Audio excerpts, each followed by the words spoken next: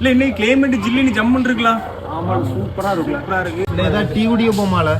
டீயா? ஆமா. டீ வேண்டாம்ல, எங்கேயாச்சும் போய் சுட சுட பாதாம் பால் குடிப்போம். நீ சுட பாதாம் பால் குடிக்குமா?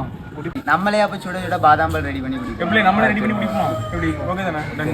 அப்புறம் உடனே பால் வாங்குறதுக்கு டப்பாலாம் பறக்கிட்டு பால் சொசைட்டிக்கு போயிட்டு இருந்தோம். அங்க போய் பார்த்தா ஞாயிற்றுக்கிழமைனால பால் சொசைட்டி திறக்கவே இல்லை. அப்புறம் அங்க இருந்து கிளம்பி வழக்கம் போல வாங்க வேண்டிய பேக்கரியை வந்து அண்ணங்கிட்ட ஒரு 1/2 லிட்டர் பாலம் பாதாம் பருப்புலாம் வாங்கிட்டு ஃபாஸ்டாட்டு வீட்டுக்கு வந்துட்டோம். வீட்டுக்கு வந்தோம்னா பாதாம் பருப்பை தண்ணியில போட்டு ஊற வச்சிட்டோம். அதுக்கப்புறம் ஒரு சர்வத்துல பால் எடுத்து ஊத்தி அப்படியே அடுப்புல வச்சு ஆன் பண்ணி விட்டுட்டோம். நம்ம ஃப்ரெண்ட் ஒருத்தன் பாலை காய்ச்சிட்டு இருந்தாங்க. பாதாம் பருப்பு தோலை உரிச்சிட்டு வரேன்னு சொல்லி நான் வந்துட்டேன். அதுக்கப்புறம் கொஞ்ச நேரத்துல எல்லாருமே சேர்ந்து பாதாம் பருப்பு தோலை உரிச்சு முடிச்சிட்டோம். தோல் உரிச்சு வச்ச பாதாம் பருப்பு எடுத்து மிக்சில போட்டு நல்லா ஒரு அடிச்சு முடிச்ச பிறகு என்ன இருக்கா தண்ணி ஊத்தி நல்லா அடிச்சு வச்சிட்டோம். ஒரு 10 ஏலக்காய் எடுத்து நல்லாவே இடிச்சு வச்சிட்டோம். பாலுக்குள்ள எடுத்து சீனி எடுத்து போட்டு நல்லா ஒரு கிண்டு விட்டுட்டு இருந்தோம். மிக்சில போட்டு அரைச்சு வச்சிருந்த பாதாம் பருப்பு எடுத்து உள்ள போட்டு அது கூடவே கொஞ்சமாட்டு குங்குமப்பூ போட்டோம்னு பாத்தீங்கன்னா கலர் ரொம்பவே சேஞ்ச் ஆயிடுச்சு. இடிச்சு வச்சிருந்த ஏலக்காய் தோல் முந்திரி பருப்பு பாதாம்லாம் உள்ள போட்டு முடிச்ச பிறகு பாத்தீங்கன்னா பாதாம் பால்